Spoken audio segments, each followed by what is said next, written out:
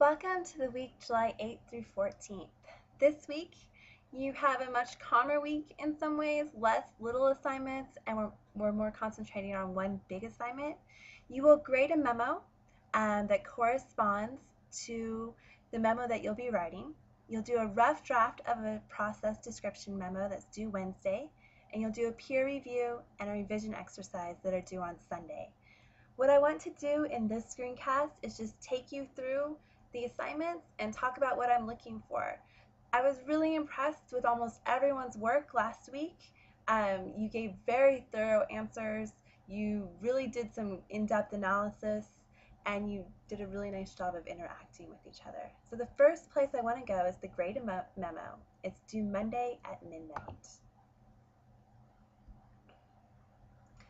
Okay, so I think the best way to understand an assignment is to look at examples of the assignment. So for every major assignment you do in this class, I will give you examples.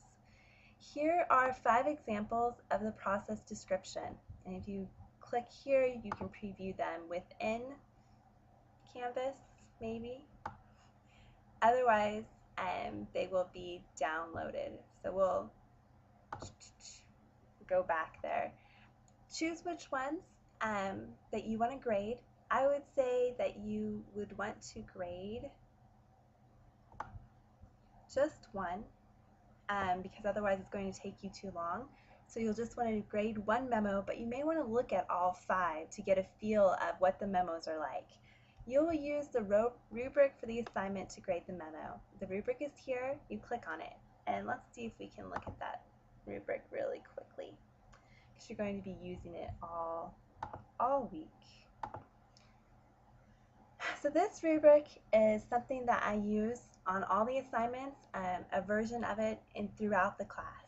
And basically what it asks you to do is to look at, let me see if I can move this over a little bit, content, that you provide in-depth analysis for the options selected, you give clear reasoning, and you make conclusions or recommendations that follow from evidence and reasoning.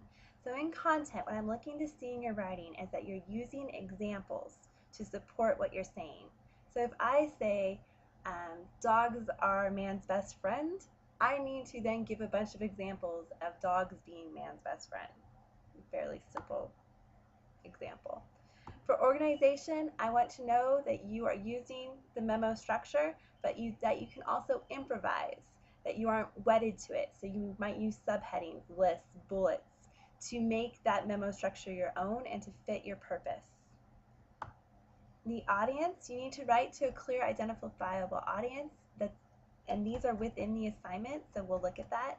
You need to answer your reader's needs. What you should have gotten from last week is that a whole lot of work in technical writing happens before you write. You plan out what you're going to do based on your profile of the readers. And the biggest thing you need to know about your reader is what they need in order to take the action that you want them to take, because technical writing is about taking an action. You also need to consider the reader's obligations and actions.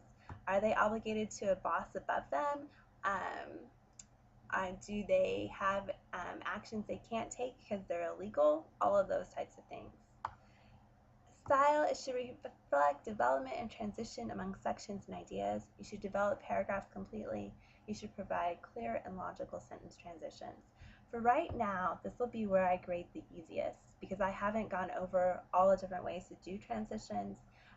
Developing paragraphs completely, that comes under examples, and so that one I will be a little bit of a stickler on, but I haven't talked to you as much about transitions as I would like to. Go for it on this rough draft and I will make comments, but by the final draft I'll have gone over that in more depth. But for the rough draft, I'll just be giving you this feedback. And finally, mechanics. There shouldn't be errors in technical writing. These are short assignments, and on a rough draft, I'm not going to penalize you for that. A rough draft, you just get my comments in these boxes along these lines, but you get credit for doing it. When you grade the memo, you'll use this. The memos are here. You'll take a memo and upload that document, that rubric that you fill out for it. And that's it for your first assignment this week. For your second assignment of the week, I'm asking that you write a rough draft of the process description. So let's go look at what that assignment is. The process description 1. Its learning goals are that you can relay a complex process to a lay audience, that you learn stylistic strategies for writing to a lay audience, and that you learn to further manipulate the memo structure. You all wrote me a kind of a brief memo without an action last week because I wanted to familiarize you with it. We're going to be using the memo all semester, but here I want you to start to play with it. So the assignment requirements are that you write a memo that's between 500 and 1,250 words. Don't worry about this cover memo or the revision editing workshop. That's for the final draft. So let's look at your options. Option 1 is a process description where you choose to write about how something works. You're writing for Deborah Beller and the audience of the website How Stuff Works. You need to choose a technological artifact or a scientific or technical process that you think that website will find interesting. You'll write a 500 to 1,250 word memo using a modified memo form that can be published on How Stuff Works. You'll see examples of this in the grade a memo. So when you go through this, you've got two audiences, right? Your gatekeeper audience is Deborah Beller. Will she let that go onto her site? And then the other audience is the audience of How Stuff Works. That audience is divvied up between people who look at the science stuff, the tech stuff, the cell phone stuff. So whatever your artifact or process that you choose to describe, that is what will dictate your audience. Who's interested in those types of things? So one time I had a student do how to put grip tape on a skateboard, and his audience was people who care about skateboards and what age they are, gender, and he had to make sure that everything fit towards them. Option 2, and you're just going to choose one of these, is an expanded definition. So in the expanded definition, you will pick a term in your field that you think has an interesting connotation, which means an interesting use. And then you'll look at the definition. The etymology means the history of that word, where it comes from, and trace how it's used in popular newspaper and online sources, and then how it's used within your field. You'll use this list. Can the word or term be used to explain or describe a similar phenomenon? Would the technically specific use of the term create confusion for a non-specialist audience? Would a curious non-specialty audience typically encounter this term? Under what circumstances? And on and on and on and on and on. The audience for this would be a newcomer to your field. And when I say your field, I mean your major.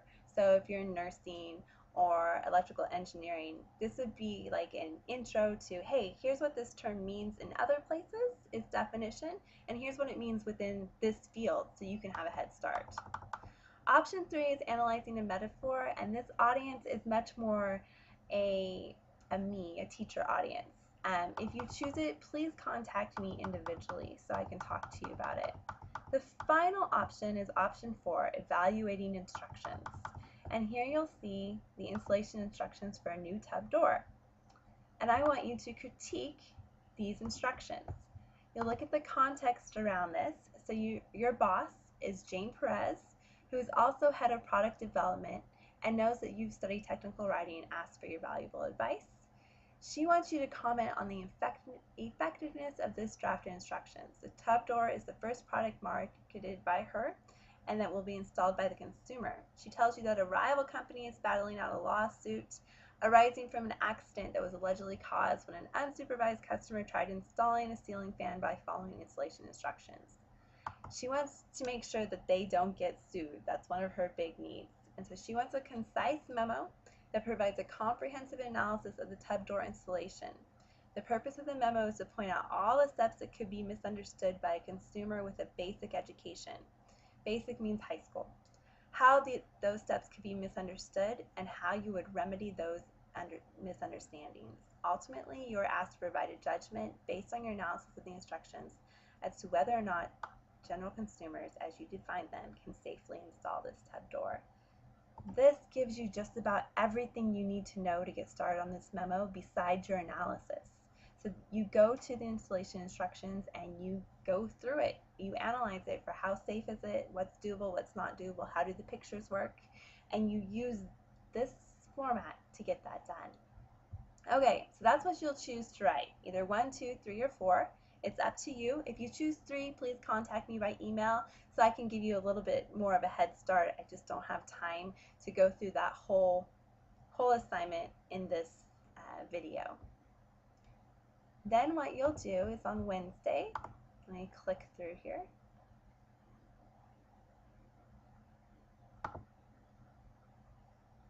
You will turn in your rough draft of that memo to this assignment box. From this assignment box on Thursday morning, each of you will be assigned someone to peer review. You will peer review that person with the rubric and these guiding questions. It asks that you kind of do this by, hold on, I'm so messed up now. Something bad happened. Like we're no longer in the right course. Okay, wrong course. Sorry guys, hold on just a second. The peer review asks that you, so sorry, having problems clicking things.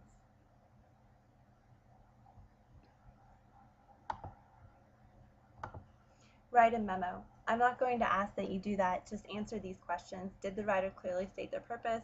Tell them how they did or did not do that for each of these questions. Finally, I am providing you with a PowerPoint that reviews the assignments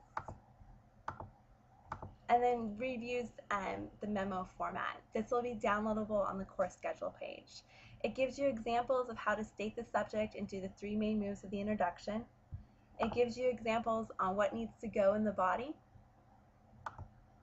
and how to organize that. It gives you the 3 main moves of conclusion with some examples. And then it talks about format, headings, subheadings, and so on. So please take a look at that to guide you in your drafting. If you have any questions about your drafting, let me know. Be sure and use this PowerPoint. It will be available on the course schedule, and I will make sure it's available in this week's announcement. That's it for this week. You're going to get a rough draft in, you're going to peer review, you're going to grade some memos to give you an idea of how to do the assignment. So far, everyone's doing a great job. If you have any questions, let me know,